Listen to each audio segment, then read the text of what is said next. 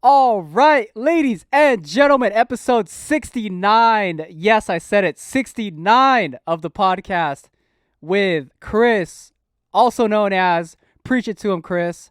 And we had met about 7 years in high school, and it's awesome to see him chase his dreams.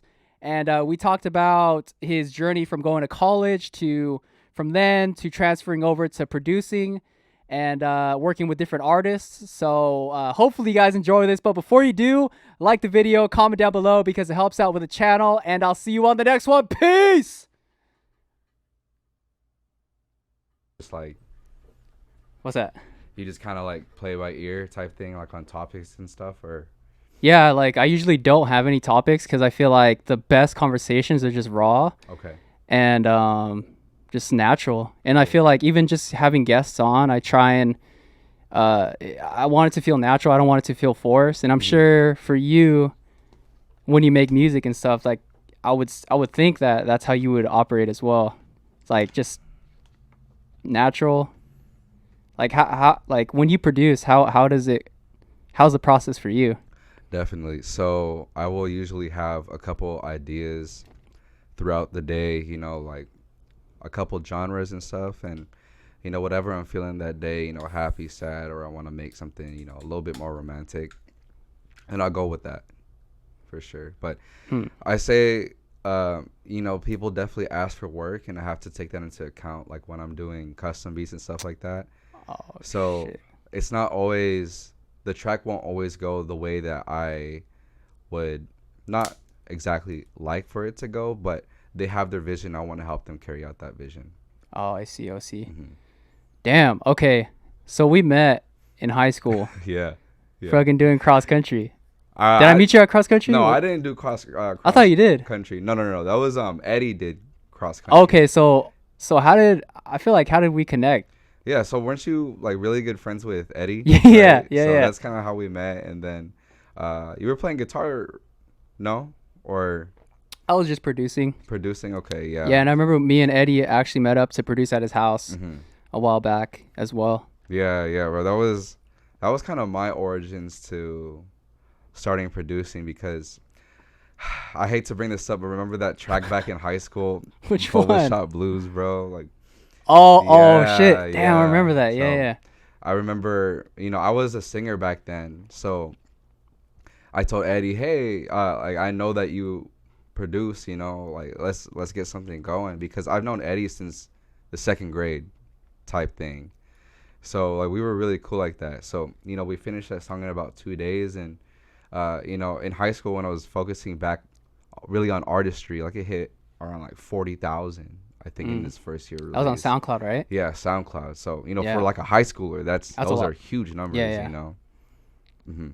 But that's how we met. Yeah, we met back in high school, like through Eddie, for sure. So for you, what like even during high school, you were focusing on artistry. What were you trying to focus on? Do you know? Did you know at the time, or was it? Did you have like a certain goal that you wanted to head towards? Yeah, so back then, or when I was a kid, like a teenager, you don't really think about long term or what visions you have. So in that moment, I just enjoyed music for what it was in the moment. So like just jamming out with people or doing things, having a project. But I never really had long term plans in terms of music like I do now. But the vision back then, I guess, was just just kind of make a cool song. Maybe we'll see where it goes, like in a couple of years type thing. But I never had things like marketing plans or stuff like that. Like it was just for just fun, back then. So okay, so when you guys made that song, the Boba Shop Blues, uh, you were mostly singing, right? Yeah. Did you produce at that time, or was it more like, yo, I want this, and then Eddie, I guess, he know how to work the DAW and stuff. I don't know what he was. I forgot what he was using. What was he using? GarageBand. No, he was using Logic. Oh, Yeah, okay, Logic okay, Pro. okay, And okay. uh you know back then I wasn't producing. I was 17 at the time. I'm 23 now. Back then I didn't have any knowledge of producing. So the way that it went was I told Eddie, can you punch me in? I could play a couple chords on the piano, and then I would leave it all up to him to sort of, hit the drums and stuff like that.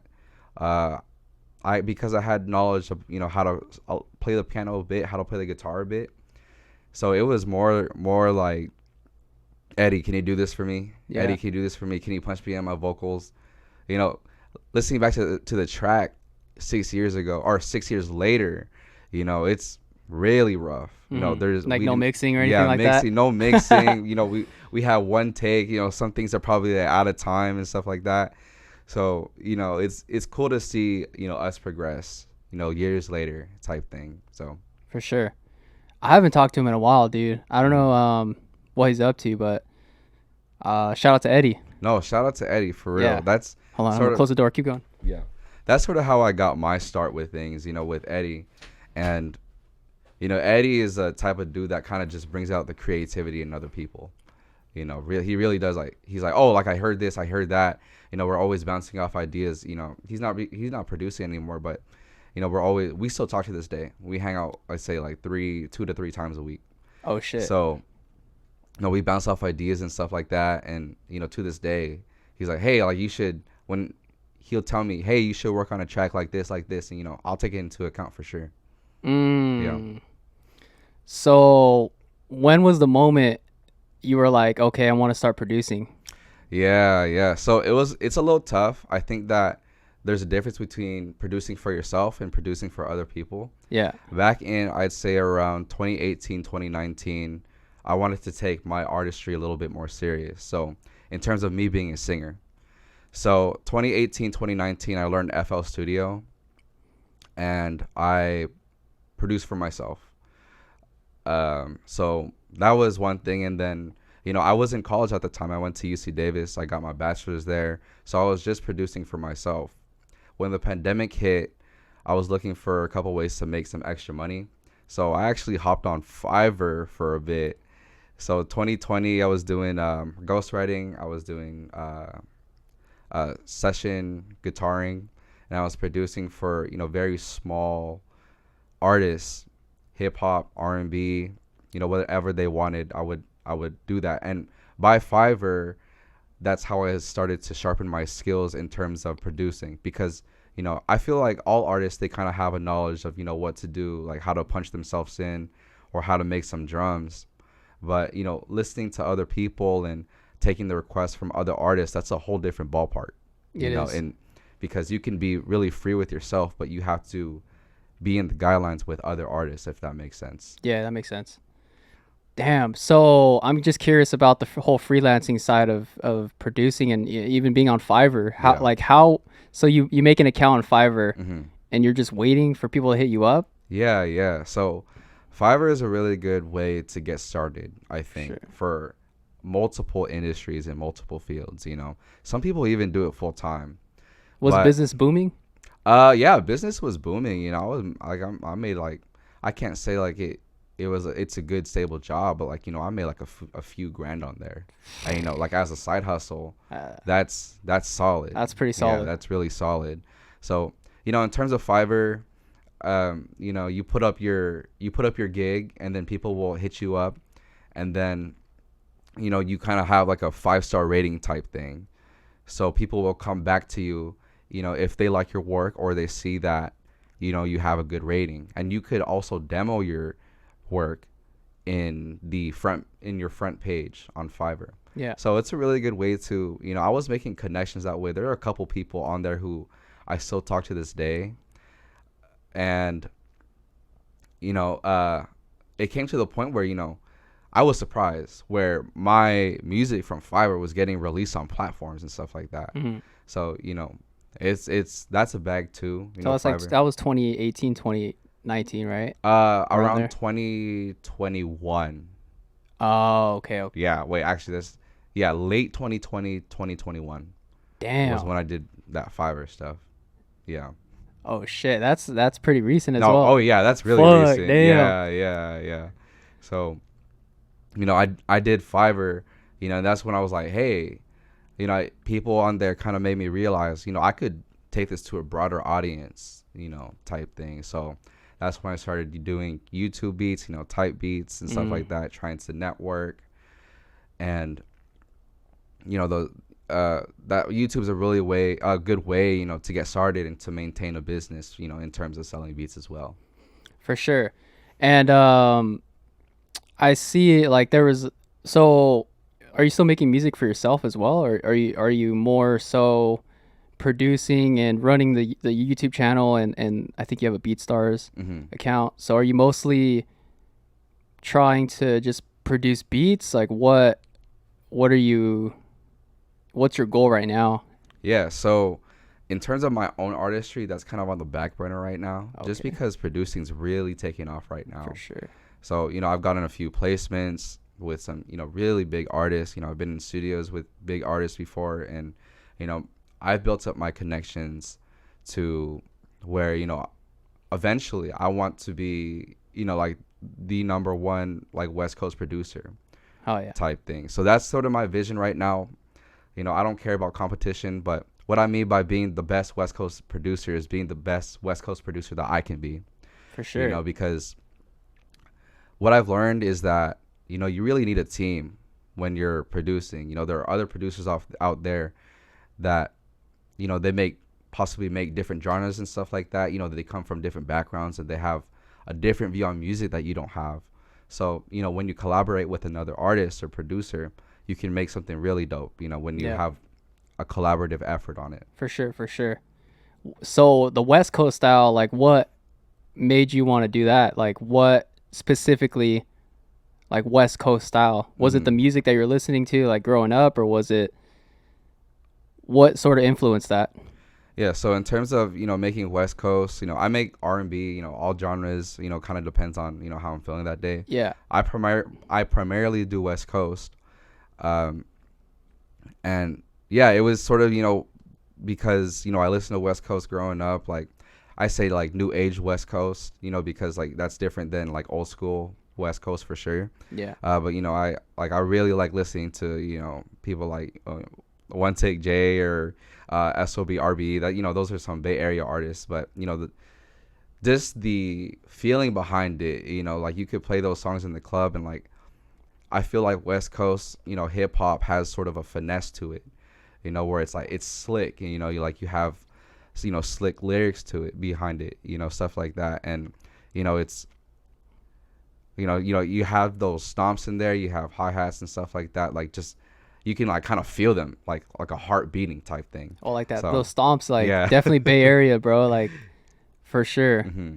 Yeah, so the reason why I make that type of music is because I love listening to it. I like listening to it in the club. I like making it. It's so much fun to make. And I feel like West Coast hip hop, is always pushing the meta in terms of music, especially up there in the north, Sacramento, Stockton area. They're always pushing the boundaries of what hip hop is, coming up with new drum patterns and stuff like that. And I told myself I'm not gonna be making pop music. Like I'm not gonna be making type beats that are, like general public music. I wanted to make something that was sort of different, and I wanted to, help push the wave of what West Coast hip hop is. For sure. So when you're fucking around with FL, it was just mostly just trial and error and YouTube University. Like what were you how were you learning just producing? Producing? Yeah. So I've been doing producing full time for about I'd say 9 to 10 months now, and that's when I took producing seriously. But I took a really long break from any music for a really long time. I say like 2 or 3 years, because I was going to college at the time. So my sort of catchphrase behind it is, keep on doing it, keep on failing, you'll eventually learn it, type thing. I never went to school for anything production wise, but I'm very hands on, if that makes sense, and I'm the type of person who really likes to just figure things out. Yeah. So anyone who is starting out producing, you just have to keep on making beats until you eventually find a sound that you like and that your audience likes as well. At the very beginning, I was making about 6 or 7 different genres. I was making, lo-fi, R&B. I was making hip hop. But I really found the West Coast niche, I'd say about 4 to 5 months in. And when I started finding success on my YouTube, shout out Bradley Moon, because he taught me the ropes behind, video IQ, because he needs stuff like that, hitting the algorithm right or using the right keywords. So I don't really know what YouTube University is, but it's a joke. It's like, oh, just learn everything on YouTube. Oh, I see. The best way to learn any skill is to just do it. That's what I live behind. I was, and I'm still making beats every day, making 3 to 7 to 10 beats every single day, and that's how you sharpen your skills. You hear things differently than you did. Oh yeah, for sure. 7 to 8 months ago, and you just keep on doing it to the point where you find a rhythm in it. And same thing with YouTube. Like, it took me about 5 to 6 months to hit algorithm, which is tough. I mean, damn, there's a bunch of questions. We'll just stay on the topic of YouTube. So YouTube, are you like, you're posting, how often are you posting just to hit the algorithm? Is it like daily, hourly, or like? So I say in terms of hitting the algorithm, does it have to be? It has to be consistent. Has to be consistent. Yeah. I'm not too sure how it is for different people, but I say specifically in the music niche, the best equilibrium time to post is like once you start hitting algorithm is every 1 to 2 days. So every day to 2 days is a good way to sort of hit algorithm. But when you're first starting out in YouTube, you have to post, I say, in terms of YouTube, you get to post like 3 to 4 times a day. That's what I was doing. There was a time where I was posting 10 beats on YouTube a day. Type thing. And also learning how to phrase your keywords correctly. What my biggest mistake on YouTube when I was posting type beats was that my keywords were all over the place. I was doing rhythm and blues type beat, and then I was doing a lo-fi type beat, and then I was doing a West Coast type beat. But that doesn't work for the YouTube algorithm because, one, that's so broad, and like, it's hard to target a group of people if you're doing so many different genres and stuff like that. So I understand like why I wasn't popping off in the beginning on YouTube, but I have currently 2 YouTube channels, and I'm working on a third one, where one is simply the Sacramento and Stockton type beats. The second one is like LA type beats, like like Los Angeles and down. And then the third one, I wanted to start doing a West Coast R&B, so like Blast, Kalen for real type beats, because those are such different niches. For sure. And I want the audience to know like what they're coming to my channel for. So I keep it that way. I don't want to mess up the algorithm. I don't want to mess up the months of work that I've done. So I want to stick to what's working. So that channel that you have now that you're uploading, is that mainly West Coast, like Stockton and Sacramento? So I say the number one in terms of the YouTube is definitely the Stockton and Sacramento sound. That sound is like, I think it's gonna be the next mainstream. Like it has to be, because it's so finesse, it's so slick, and the drum pattern and just the creativity from other producers and it's like a newer sound type thing. So kind of going back to the college days, was there a switch that flipped in you where you're like, what did you go to school for? So I have my bachelor's in economics and sociology. Okay. So I double majored in 2 different things. Okay. So was there a switch that flipped in you, or a moment you were like, damn, this isn't what I want to do?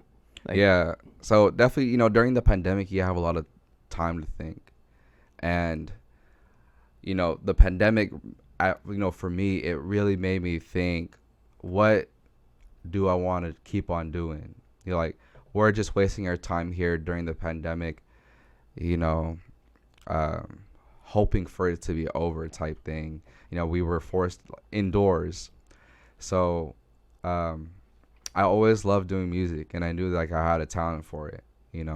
So I think during the pandemic was when, oh, I really like doing this. This is what I love doing. I love having a finished product of, a finished track, and then collaborating with another brilliant artist and having this end goal or this end song that, even intangible is tangible because, we feel it, type thing. So during the pandemic was definitely when the flip the switch, when it was like, okay, this is really what I want to do. Dude, I feel like so many creatives and so many artists came out around that time during the pandemic because people weren't working, Mm-hmm. like you said, and people were forced indoors. So it really forced, or it allowed people to just sit back and question what they want to do. Mm-hmm. And yeah, dude, so many artists like here in Oxnard, bro, like came out of nowhere, bro, during the pandemic. Mm-hmm. And it's dope, man. It's dope. Yeah, I think, something good that came out of the pandemic is that, we really questioned what we were doing, Sure. And I know a lot of people, they don't like listening to other people or like working in a conventional 9 to 5. So, I love, working for myself or working with other people, to the point where, I can make my own decisions. That's one of the good things about, like kind of working for yourself. And also, I have so much creativity in me. And anytime that I'm not working on creativity, like I feel empty, like I feel like I'm not being productive, if that makes sense. Like I'm not living up to my fullest potential. So for me, music, at least right now, is, my contribution to society, my creativity, like my gift to the world in terms of like, like what I can do for people. So, yeah. Mm. So I actually, so everyone at the greenhouse, Mm-hmm. like Connor, Adaptive, Miggy, everyone, and then I saw you working there. I was like, oh shit, that's fucking dope. Yeah. How did you connect with them? Yeah, so I saw that they were doing their thing. I met Lyra and Hack Adaptive at the Underground show, I say back in December. Popsky and Andrew Mason, who run Underground magazine, they had a showcase. I was never on the magazine, but I know that that Hector and Lyra were on it, and those two people I really connected with right away. I don't think Hector was on it. Oh, Hector was not on No, it? I don't think so. Okay, my bad. Lyra was on the first one, I think. Okay, for sure. Yeah. Well, that's where I met Hector and Lyra. And, we connected right away. They were being, really encouraging because that was the first time I performed in a long time. And, they're dope. Like, they can really They're rap fucking dope. and stuff like that. And, the first day that I met them, after I performed, they were like, hey, like, you should stop by the studio sometime. And I was like, oh, yeah, for sure. So, we exchanged information. And it wasn't until, I say, a few months later, when they were working on their album, I actually messaged Miggy on Instagram, just trying to network with people. And I said, hey, like, we should definitely work on something. You're a dope producer. You have your marketing down. Like, you have your videos down. Like, your videos are really cool. We should get something going. I'm from the 805. And he said he introduced me to Conman, which is, their producer and engineer. So they just said, oh, stop by the studio. So we did. I played some guitar for them, and that was when I first, like, I met all of them collectively, like in a group, Los Vigilantes. Mm. So that was really cool. They're a great, dope, like, group of people. Like, they're always, supporting, and whenever they can, like, they will give their connections, to, anybody they deem fit for it. So yeah, they're great. They're dope. They are dope, bro. Continue like working with them for sure. Yeah, man. And like you said, the different styles of producing, as far as like Conman and then Miggy, Miggy is like, he like focuses on the sampling part. Mm-hmm. Con Man is like more, I feel like, live instruments. Mm-hmm.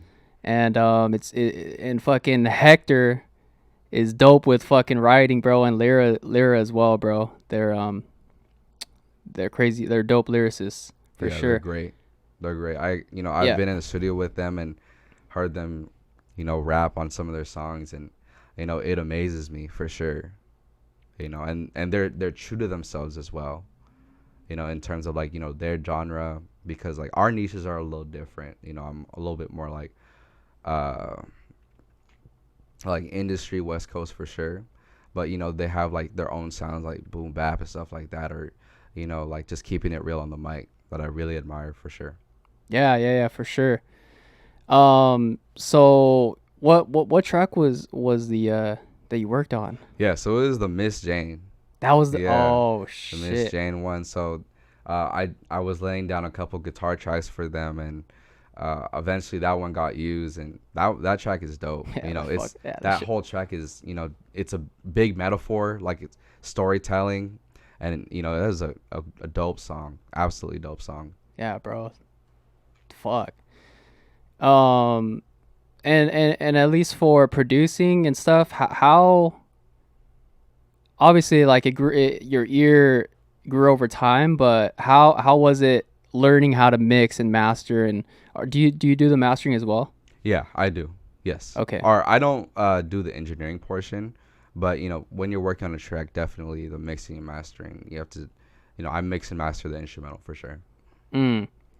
Um, I mean, how was that process? And obviously we're all still learning, but how was the process? Just trying to fine tune your ear to that. Yeah. So, that's something I'm still learning Yeah, to this day, because what I'm learning is that, there are different styles to mixing and mastering for sure. Sort of the aesthetic of the track. You will have, more hotter drums, or less drums, or less 808, more 808. So it really kind of depends on the artist. Different artists will reach out to me and ask me to fine tune different things. So I feel like there is never just one way to mix and master, for sure. if that makes sense. Yeah. Uh, but the way that I do it for myself, like I love my drums popping.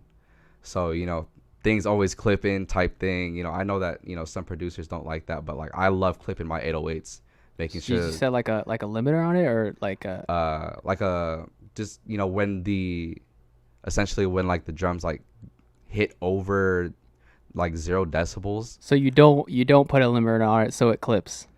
So the clipper, the soft clipper, Oh, you kind put of a soft acts, clipper on it. yeah, Okay. kind of acts as like a limiter in a way. But you get that like distortion in the 808s, like that oomph in the Yeah. 808s and the hi-hats too. That's the aesthetic that I like, because like through the speakers and through like a phone, like you could really hear the 808s just jump. Do you add like saturation to it as well, or are you like what kind of plugins are you using? So in terms of mixing and mastering, most of the time, like all that I'll do is that my bad, I'll just add like like a EQ on it, and then like a soft clipper, and then just call it a day. What I've learned with mixing and mastering is less is more type thing. Mm. So fine tuning just a couple things will really like make your instrumental like just pop type thing. Mm. So leveling things out on making the decibels less or more, that is what I've found successful in terms of mixing and mastering type thing. So I don't do too much. I don't add like a saturation. I feel like the Fruity Clipper, the Clipper already does that in a way. Yeah. And just take out some of the sounds like you don't want. Remove some of the mids, Yeah. fucking remove some of the lows. Mm-hmm. Dude, FL Studio has, dude, the stock plugins in FL Studio are fucking amazing. Yeah, they are. You could really do a lot with the stock plugins. Yeah, bro. So, I don't have fancy equipment. Like I don't have fancy equipment. I don't pay like too much for plugins and stuff like that. But, just based off the stock plugins, I've been able to get placements that way. So, you don't need all like Nah, like too Soldier much of Boy it. fucking made crank that Yeah. on the demo version of Mhm. FL. Yeah, you just need to make a hit, Yeah. That's all it is. So like there's really not too much like just making a good song, like stay true to your sound, like stay true to yourself and like what you like making. I've had countless people tell me in terms of my tracks, oh, you have too much going on, or like you have this or that. Like I don't like it. But the same way that I produce those tracks are the same tracks that have gotten placements with big artists. So You have too much going on? in Like, term meaning it. Go ahead. in terms of making tracks, I add a lot of percussion, and Oh, too much going on in the track. yeah, Oh, I yeah, see. Okay, yeah, okay. definitely. So What can you do? yeah, Yeah, man.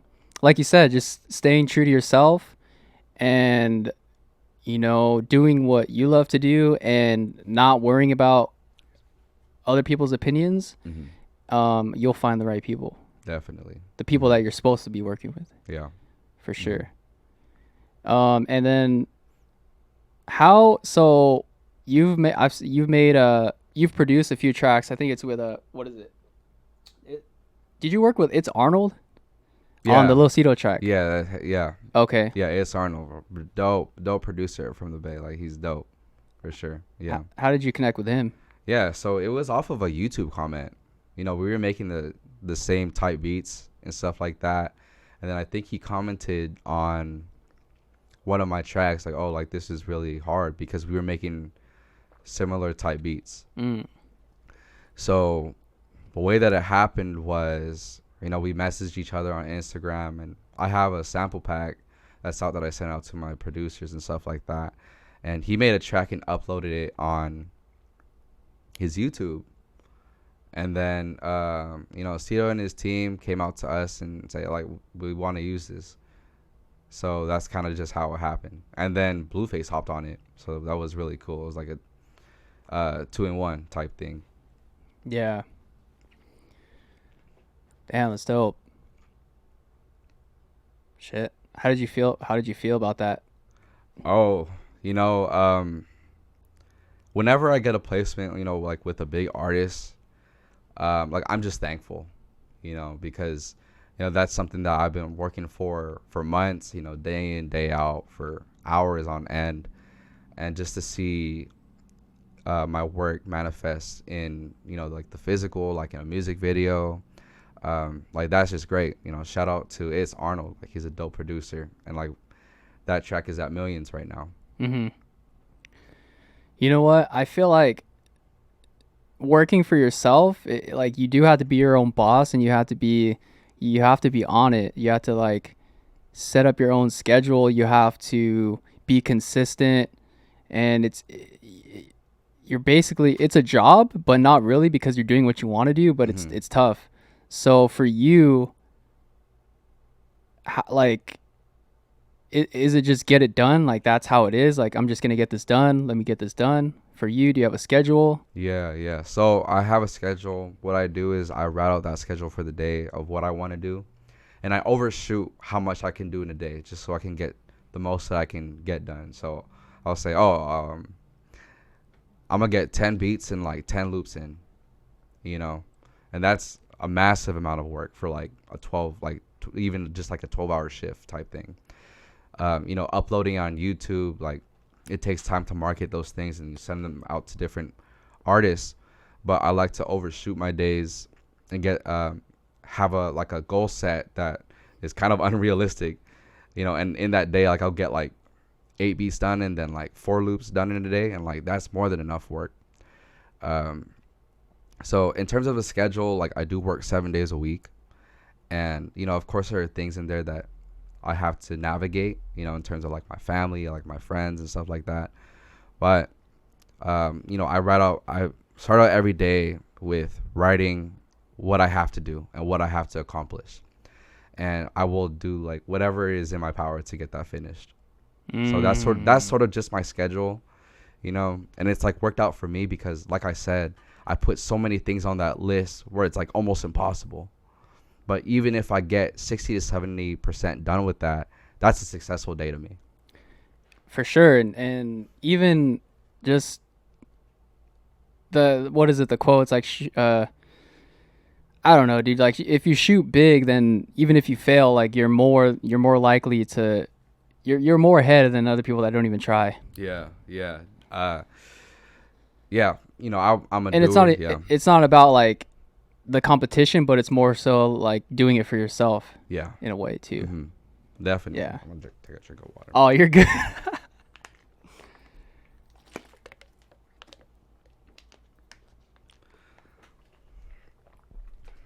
But yeah, like my thing behind this, you know, just get it done. You know, sometimes you know you have to just get the work finished, get the work done, and I feel like even doing the podcast, I feel like it's just, you got to lean into it. You got to like fully embrace it. Yeah. Like, you know, you're a creative. Like, saying I'm gonna do something isn't gonna get anything done. You know, it's actually doing it is what's gonna get things finished. And how you reach your goals is just getting it done. You know. Yeah, it's the balance of you know, the creative balance of thinking of an idea and then just putting it into action. Mm-hmm. Definitely. Yeah.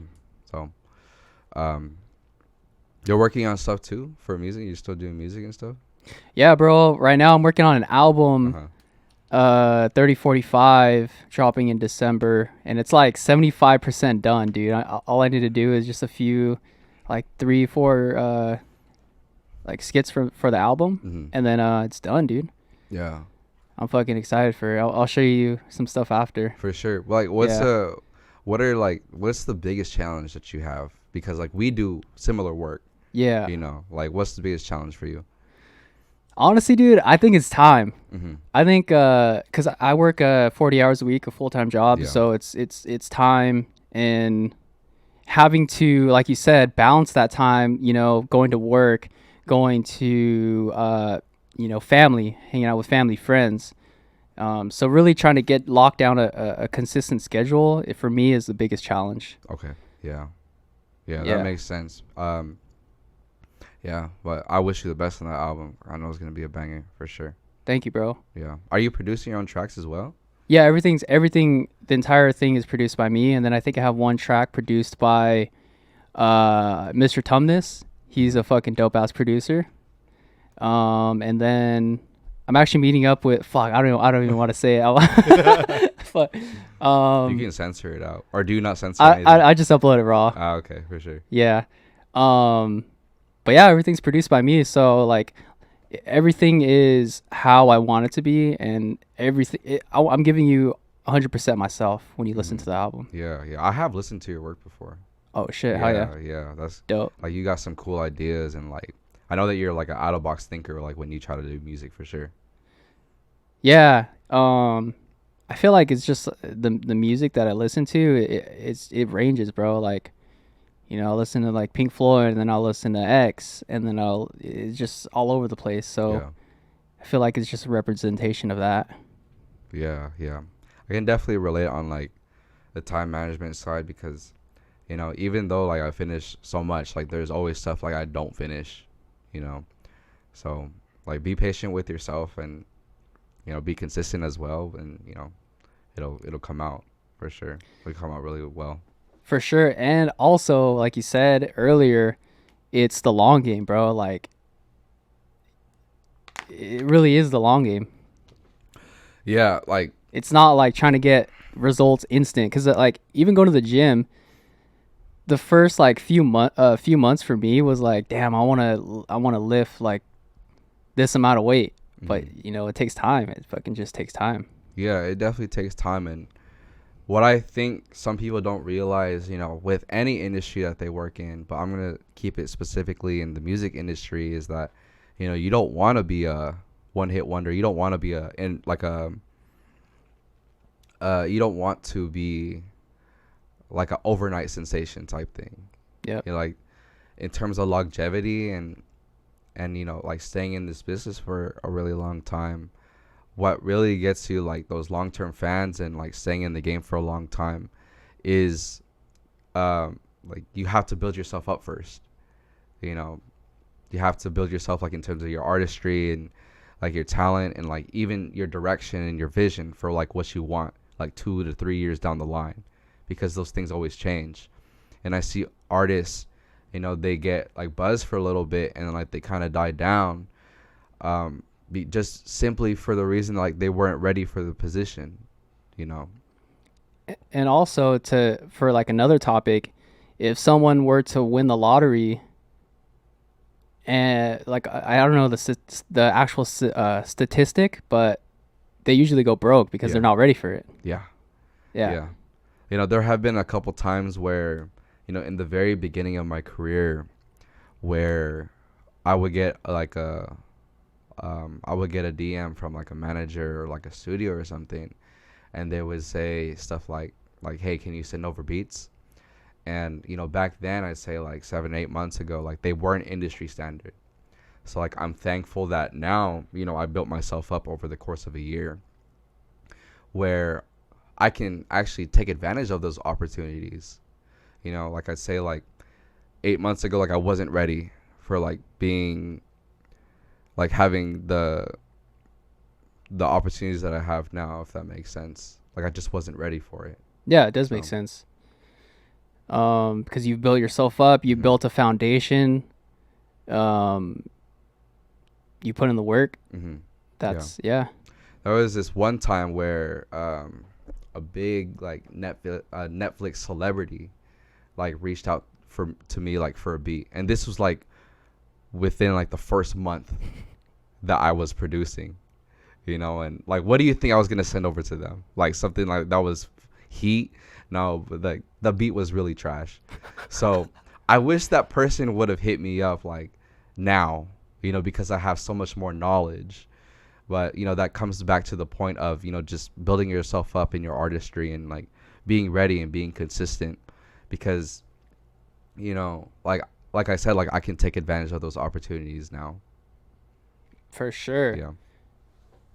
And staying in the lane of music, it's like if someone were to blow up and you're ready for that moment, you have a bunch of work to back it up as well. Like a huge amount of work just to back everything up. Yeah, definitely. You know,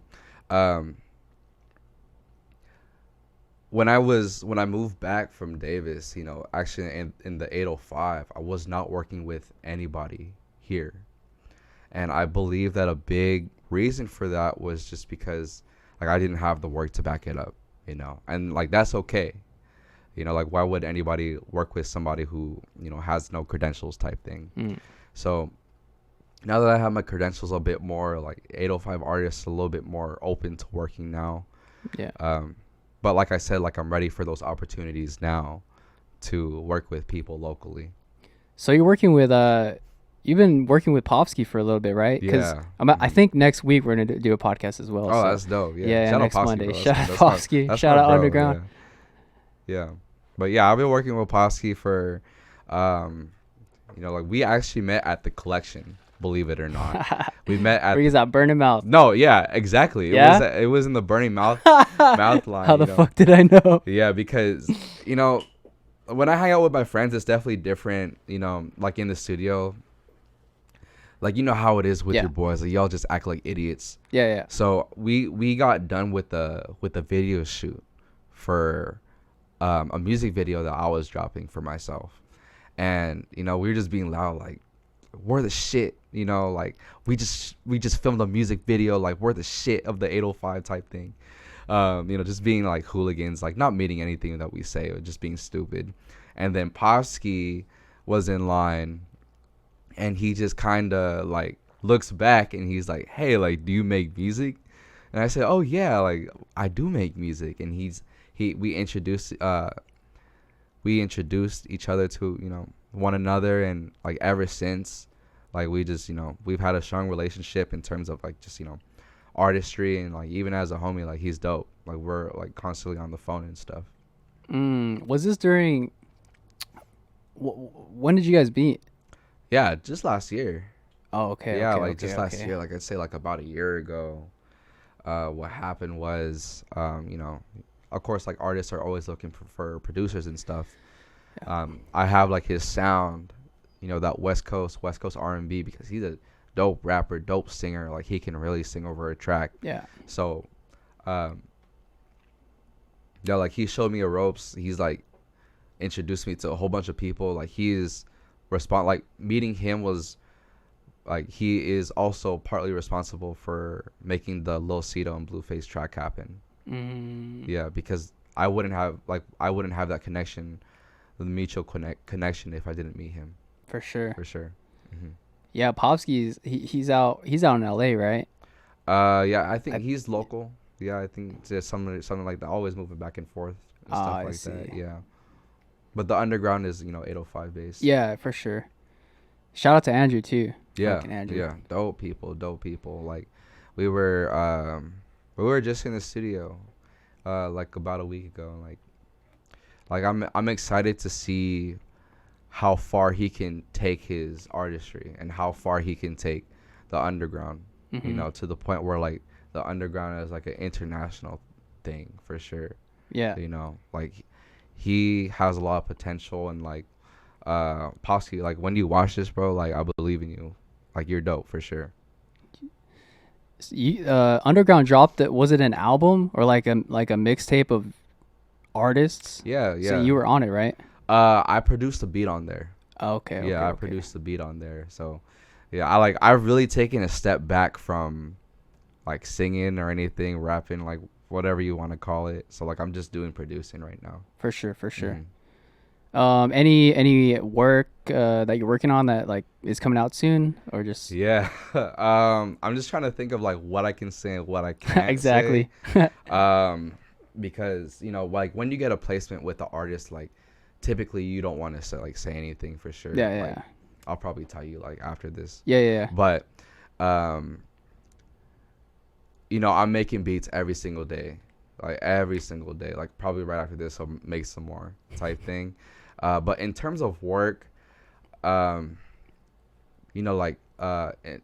terms of like marketing and stuff like that, or content, I'm always dropping on my TikTok, on my Instagram, and on my YouTube, like sometimes on SoundCloud and stuff. And for the future, I want to go into different genres, because like for myself, I can't see myself making hip hop for like 20 years down the line. So I eventually want to get really good at making like rhythm and blues music, because I feel like that's that's how it started, right? Yeah, that's how it started. So that's probably like how it'll end. Type thing, Yeah. But it's dope. I'm sure that you've met so many cool people like through music and stuff. Yeah, bro. Through music, and then just through the podcast, man. I feel like the podcast is where I just meet dope people, bro, that are just pursuing their dreams and doing what they love to do. What I didn't realize a year ago is that the 805 in itself, and I'm gonna say specifically Oxnard. Yeah, I would say that too. Such a gold mine for talent.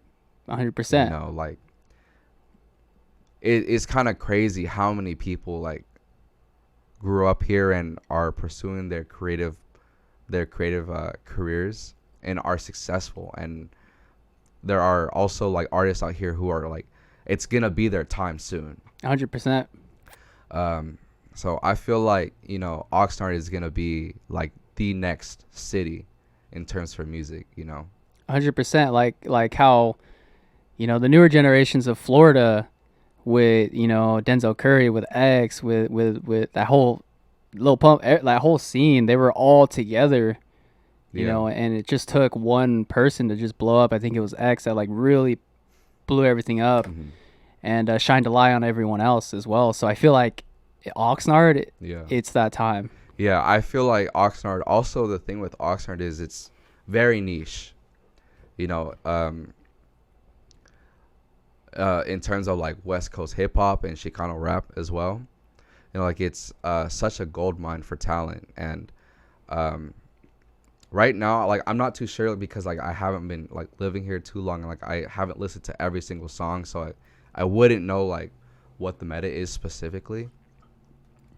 But like if we came together and stuff like that, as Oxnard, to have like sort of like a musical identity behind us. Oh, like this sound is Oxnard. Like I feel like that is how Oxnard will be on the come up for music, because like when you think of like the Bay Area, like that is a sound in itself. Yeah. Like there are Bay Area type beats. There are Los Angeles type beats. But right now it's kind of hard to say like, oh, is there Oxnard type beats, type thing. I feel like Oxnard is just like a melting pot of fucking. There's so many different styles in Oxnard. I feel like, and it's kind of hard to do that. I feel like. Yeah. That's interesting. But I'm specifically talking in like hip hop. Yeah. Do you think like there's a specific sound like from Oxnard? I would say like shout out to fucking Demise. There's like a little bit of that Chicano rap, a little bit. I don't even want to put it in a box, but that little bit, and then like that West Coast for sure. And then there's some low key boom bap as well. Shout out to Omega Nova, fucking crazy. I feel like there's just like a bunch of styles here. Yeah, there are a bunch of styles, but I do agree how, Oxnard rap, takes a little bit from the past for sure. Yeah. It's not like, like that new school rap that's like super heavy club.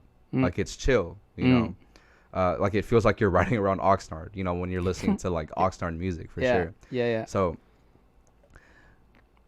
I feel like, and what I mean by that, and the reason why I asked that question is because I feel like that, that specific sound can be our link to what is Oxnard type beats, or like Oxnard music, if that makes sense. That makes sense. So, once you I don't want to say like put in a box or categorize. Yeah. Because, that's not what it is. Yeah. But I'm saying like, oh, like Oxnard has this sound, and it doesn't have to stay in that confinement or like sound the same throughout every song. Yeah. But just to kind of link what hip hop is in Oxnard, in terms of a wider scale, would be very helpful for Oxnard in terms of recognition. I agree with you. And I feel like the way it is, I feel like Oxnard can be recognized as a place where just different artists with different sounds come up. And I don't know, that's just how I see it, but who knows? I'm excited to see where it goes. Yeah. The meta is always changing. Yeah. And even, Oxnard rap was different what it was like 5 to 10 years ago. You're hearing different artists come up with like that new school, like that Ralphie the Plug, Money Sign Suede sound, if that makes sense.